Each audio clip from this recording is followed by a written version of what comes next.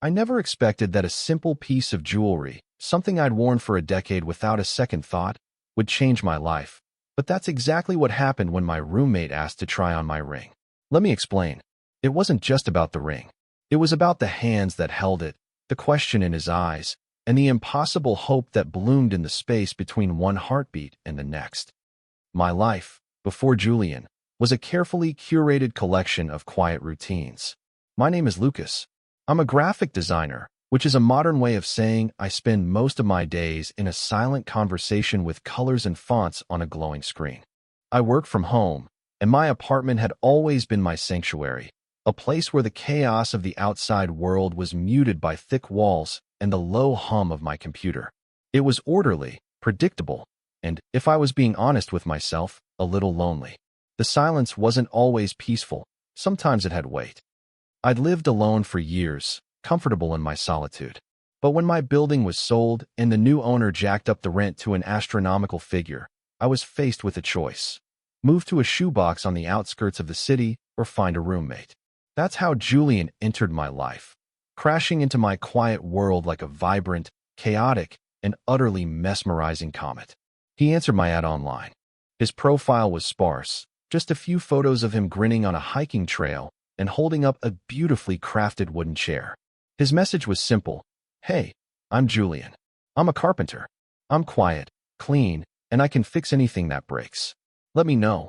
When I met him, quiet was not the first word that came to mind. He was tall, with broad shoulders that spoke of his physical work. He had a laugh that was loud and genuine and seemed to fill the entire apartment, chasing the shadows from the corners. He moved with a confident energy that I, in my perpetual state of thoughtful hesitation, found both intimidating and fascinating. His presence was a stark contrast to my own. Where I was muted tones and quiet contemplation, he was bold primary colors and decisive action. He'd bring the scent of cedar and sawdust home with him on his clothes, a smell that began to permeate the apartment and which I started to associate with the comforting feeling of not being alone anymore. He filled the space in ways I hadn't realized were empty. The clatter of his tools in the spare room he'd converted into a small workshop, the sound of him whistling off-key in the shower, the heavy tread of his work boots on the hardwood floors. These became the new soundtrack to my life. From my perspective, Julian was impossibly, effortlessly straight. He talked about sports, drank beer with friends he had over sometimes, and had a casual, easy way of interacting with women when we were out. I saw him as this beacon of conventional masculinity, handsome and kind and completely out of my orbit. So I built a wall. A friendly wall, but a wall nonetheless. I was the polite, slightly reserved roommate. I kept my personal life to myself, my heart tucked safely away where it couldn't get bruised by longing for the unattainable. We fell into a comfortable rhythm. We'd share the occasional meal, watch a movie on the couch with a polite distance between us, and make small talk about our days. I learned about the different types of wood he worked with, the challenges of getting a joint just right. He'd ask about my design projects, looking over my shoulder with genuine interest at the logos and layouts I was creating, even if he didn't understand the technical jargon. They were small, pleasant interactions that never crossed the line into anything deeper. And for me, that was safe. On my right hand, on my middle finger, I wore a ring. It wasn't flashy, just a simple, wide band of silver, worn smooth and soft with age. It had been my grandfather's. He'd given it to me before he passed away, his hands frail and thin as he'd slipped it from his own finger and placed it onto mine. It was a part of me, a constant, tangible link to my past. I twisted it when I was nervous, tapped it against my coffee mug when I was thinking. It was as much a part of my hand as my knuckles were. I never took it off. Julian had seen it 1,000 times, of course. It was always there. But he'd never mentioned it, never paid it any mind. It was just another part of the scenery of his quiet, artistic roommate, Lucas. Until one rainy Tuesday evening, when the predictable rhythm of our lives skipped a beat. And in that small, unexpected moment, everything began to shift. The inciting incident, the moment that tilted my world on its axis, wasn't some grand, dramatic event. It was a quiet question, spoken in a low voice on a Tuesday night. Rain was lashing against the windows, a relentless drumming that seemed to insulate our apartment from the rest of the world. We were in the living room, coexisting in our usual way. I was sketching in my notebook on one end of the couch, and Julian was on the other, scrolling through his phone. The air was filled with the comfortable silence we had established over the months. It wasn't awkward, just a shared space where we could both retreat into our own worlds without feeling the need to perform for each other. I was lost in the lines of a new logo concept, my pencil scratching softly against the paper. The only other sound was the storm outside and the occasional soft click of Julian's thumb on his screen. Then, his voice cut through the quiet. "Hey, Lucas." I looked up, startled out of my concentration. He had put his phone down on the cushion beside him and was looking at me, his expression uncharacteristically serious. His gaze wasn't on my face, though. It was on my hand, the one resting on my notebook. "That ring," he said, his voice softer than usual. "I've always wondered about it." My heart gave a little flutter, a nervous twitch. It was such a simple question, but it felt deeply personal. No one ever asked about the ring. "Oh, this," I said, my voice sounding a little too thin. I held up my hand slightly. "It was my grandfather's." Julian nodded slowly, his eyes still fixed on it. "It's cool. Looks old." He paused, and for a second, I thought that was the end of it. But then he shifted on the couch, turning his body to face me more directly. Can I see it?"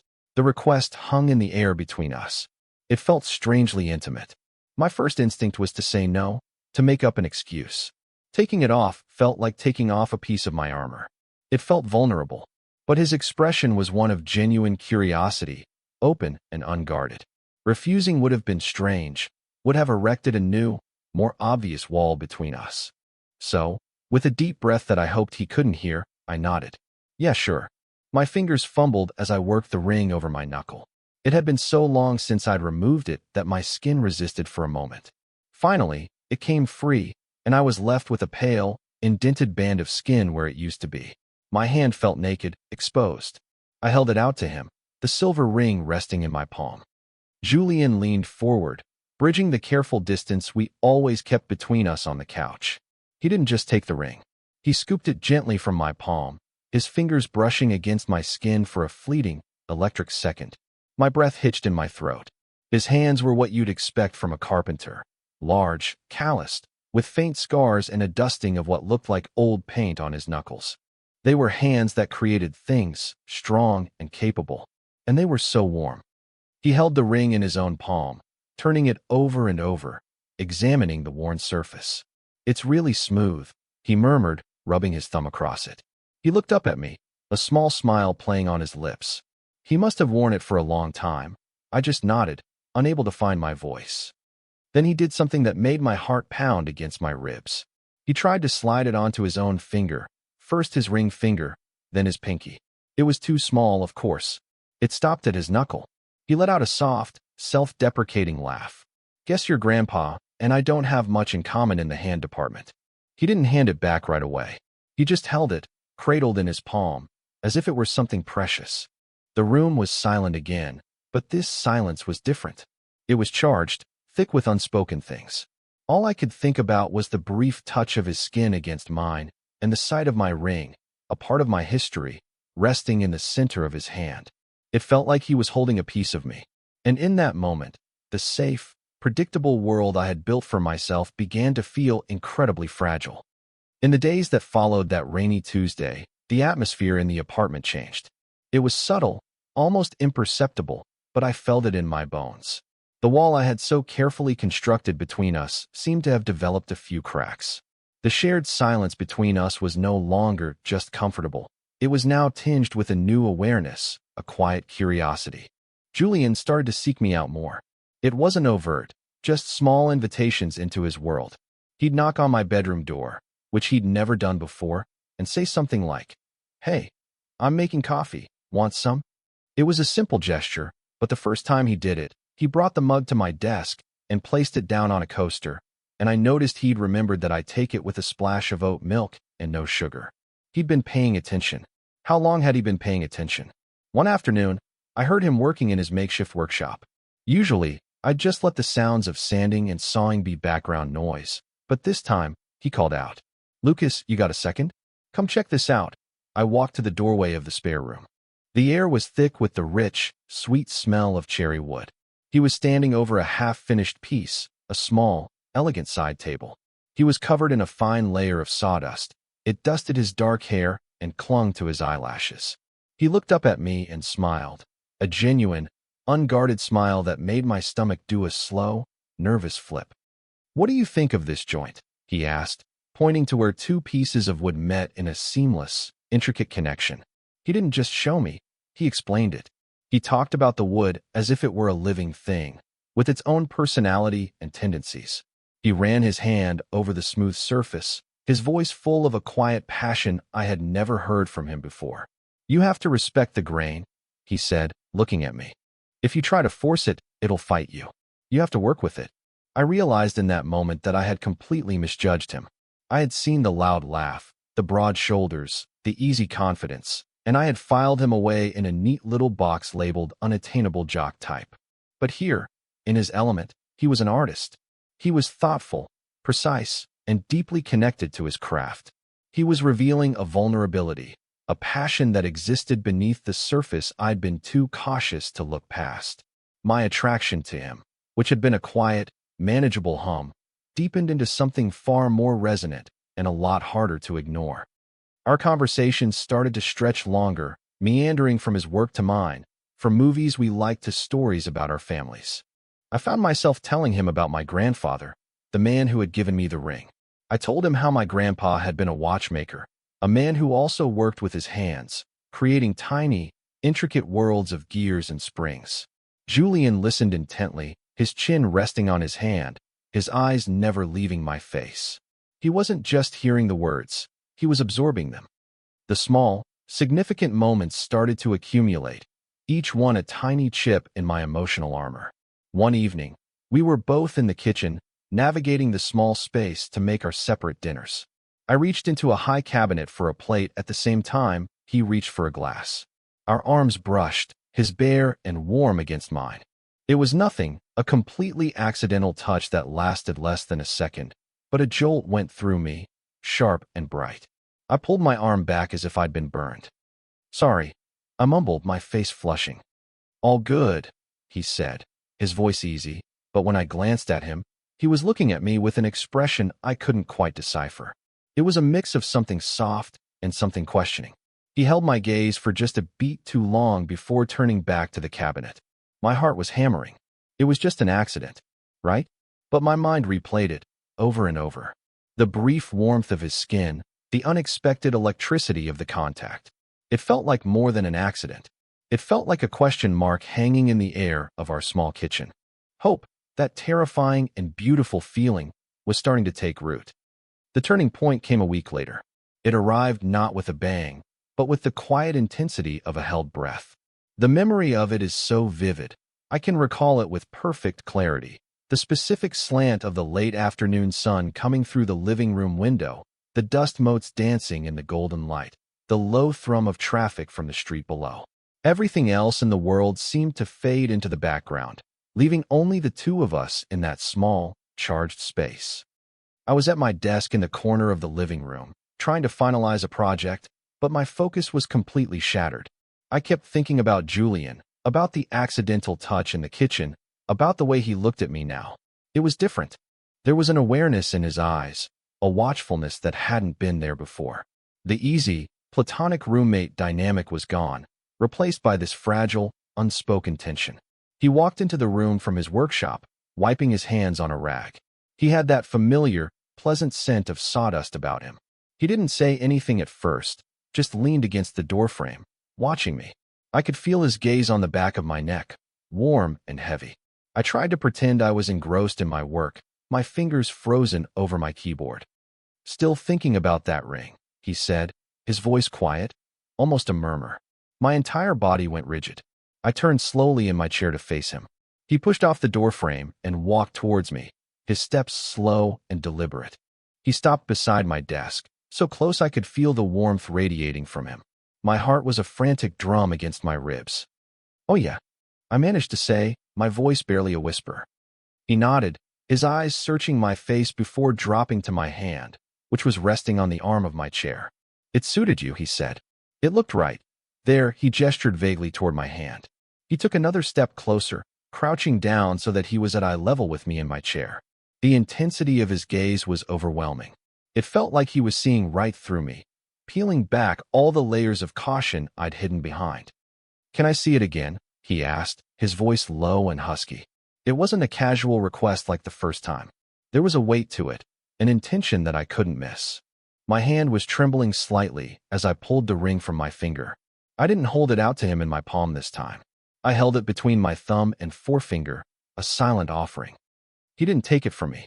Instead, he reached out and gently took my hand, his large, warm one enveloping mine completely. My breath caught in my chest. His calloused thumb stroked slowly, deliberately, over my knuckles, sending shivers up my arm. He looked at my hand, then up at me, his eyes dark and serious. "Here," he whispered. "Let me." He took the ring from my other hand and, with an almost reverent slowness, began to slide it back onto my finger. I watched, mesmerized, as the worn silver band moved over my skin, guided by his steady touch. It was the most intimate gesture I had ever experienced. He wasn't just putting a ring on my finger, he was anchoring me, connecting with me in a way that words never could. When the ring was back in its place, he didn't let go. His fingers remained laced with mine. He held my hand suspended in the air between us.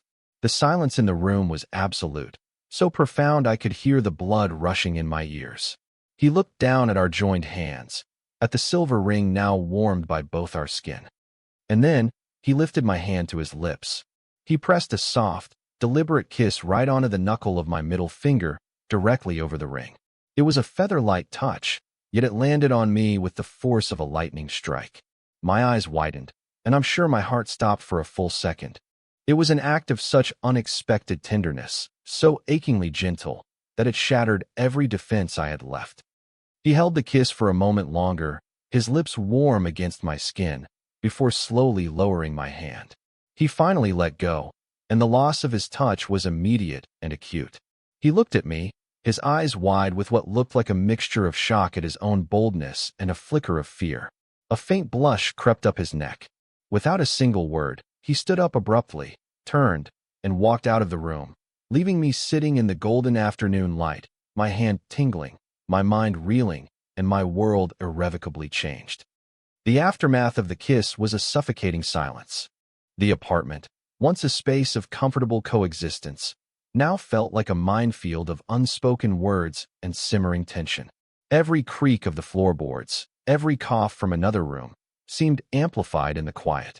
We started to avoid each other, and when we couldn't, our interactions were brief, stilted, and painfully awkward. I would be in the kitchen making tea, and I'd hear his footsteps approaching. My entire body would tense up, my back rigid as I waited for him to pass. He would murmur a "hey," without looking at me, grab a glass of water, and leave as quickly as he came. The easy camaraderie we had started to build was gone, replaced by this thick, unbearable awkwardness. It was like we were two strangers again, but strangers who shared a secret that neither of us knew how to acknowledge. My mind, of course, went into overdrive. I spent hours, days, just replaying that single moment. The way he looked at me, the feel of his hand holding mine, the impossible softness of his lips on my skin. I analyzed it from every conceivable angle, searching for meaning, for confirmation. Was it a joke? A strange, impulsive gesture that he immediately regretted? It couldn't be. The look in his eyes, the tenderness of the action, it felt too real, too sincere to be a prank. But then the fear would creep in, that insidious voice of doubt that had kept me safe for so long. Maybe I had imagined the intensity. Maybe I was projecting my own feelings onto a simple, friendly moment. He was probably mortified by his own weirdness and was desperately hoping I would just forget it ever happened. The thought was crushing. The whiplash between soaring hope and plummeting anxiety was exhausting. I felt like I was losing my mind. I would sit at my desk, staring at a blank screen, my hand resting on my mouse. My eyes would drift down to the silver ring on my finger. It felt different now. It felt charged, like it was humming with the memory of his touch. I would trace its smooth surface with my thumb and feel a ghost of his lips against my knuckle. I was obsessed. The ring was no longer just a link to my past.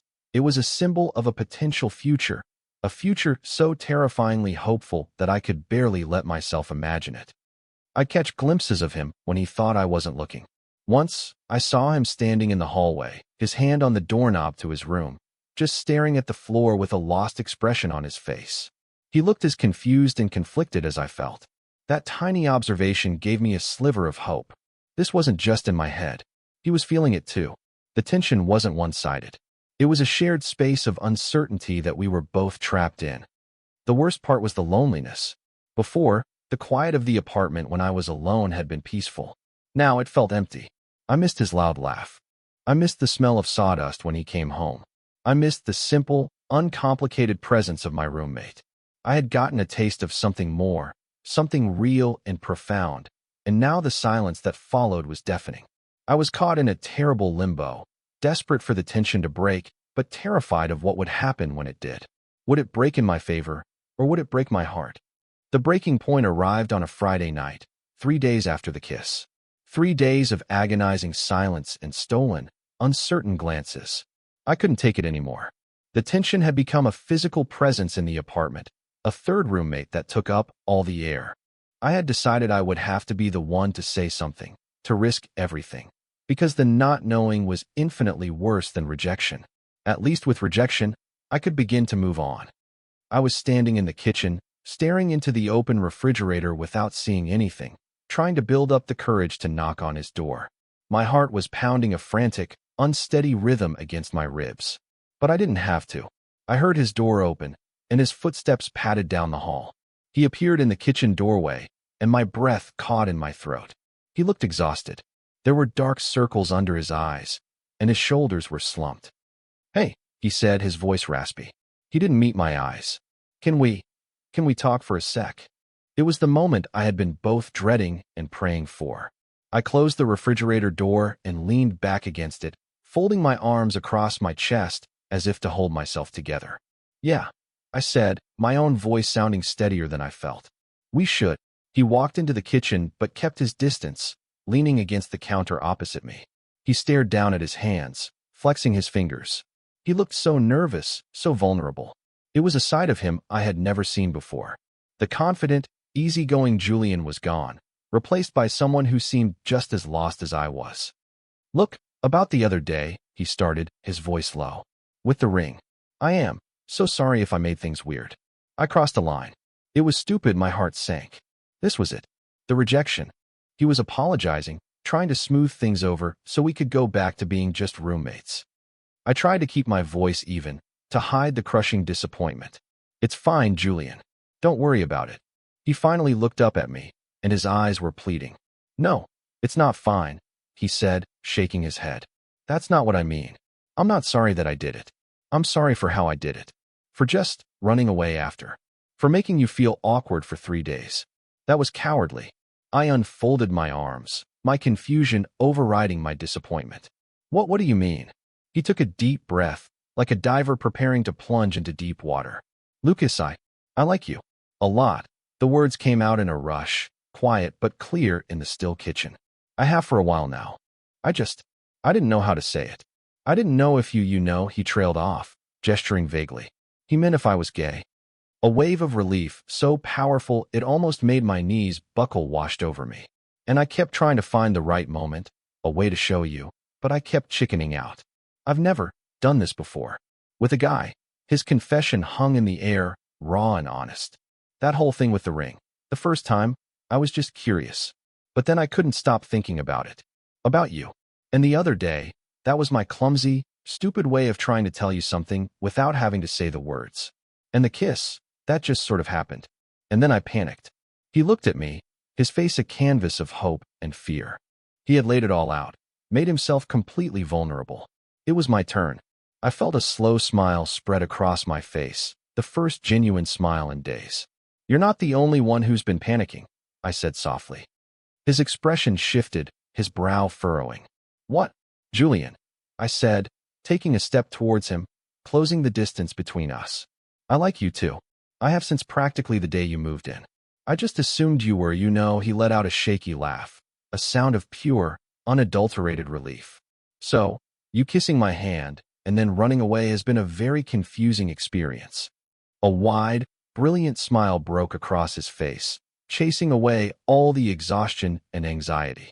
God, I'm an idiot, he breathed. Yeah, I agreed, my own smile widening. You kind of are, he laughed again, and then he was moving, closing the final few feet between us. He cupped my face in his hands, his calloused thumbs stroking my cheeks. His eyes searched mine, full of a warmth and affection that made my heart ache in the best possible way. Can I try that again? He whispered. The kissing part. But, better. Please, I whispered back. And then he kissed me. It wasn't tentative or questioning. It was a kiss of relief, of certainty, a perfect, mutual acknowledgement of everything that had been simmering between us for months. It was gentle and sure, and it felt like coming home. In the quiet of our kitchen, under the hum of the refrigerator light, everything finally, wonderfully, fell into place. In the weeks that followed our kitchen confession, the apartment transformed. The tense, awkward silence was replaced by an easy, joyful intimacy. The silence that fell between us now was comfortable, filled not with uncertainty, but with a quiet understanding. It was the silence of me sketching on the couch while Julian sat beside me, his leg pressed against mine, reading a book. It was the silence of us waking up on a Saturday morning, tangled together in my bed, the sun streaming through the blinds. We were learning a new rhythm, a new dance. Discovering this new side of our relationship was like discovering a hidden room in a house I thought I knew completely. There were small, wonderful moments every day. The first time he took my hand in public as we walked down the street. The night he cooked dinner for me, a ridiculously ambitious recipe he found online that ended with us laughing and ordering pizza amidst the smoke and chaos. The way he'd come up behind me when I was working at my desk, wrap his arms around my chest, and rest his chin on my shoulder, just watching my screen. The ring became our touchstone, a private symbol of how we began. Sometimes, he would just pick up my hand and trace the silver band with his thumb, a small, quiet gesture that said everything. One day, he presented me with a small, beautifully crafted box made of dark walnut with an intricate inlay of cherry wood. It was a box for my ring, for the rare occasions I had to take it off. It deserves a proper home, he'd said, his voice soft. It was the most thoughtful gift I had ever received. Our story wasn't one of dramatic, star-crossed gestures. It was built in the small spaces, in the quiet moments, in a shared mug of coffee, an accidental brush of hands, a curious question about a piece of worn silver. It was a love that grew patiently in the silence, waiting for one of us to be brave enough to finally speak it aloud. And now, when I look at the ring on my finger, I see more than just a connection to my past. I see the story of us. I see a rainy Tuesday night, a nervous question, and a brave, beautiful man who saw a piece of me and wanted to know more. It turns out that sometimes, the biggest changes in your life don't announce themselves with a roar. Sometimes, they begin with a whisper, with a gentle touch, with a kiss on a knuckle that changes absolutely everything. And that's a beginning I wouldn't trade for anything in the world.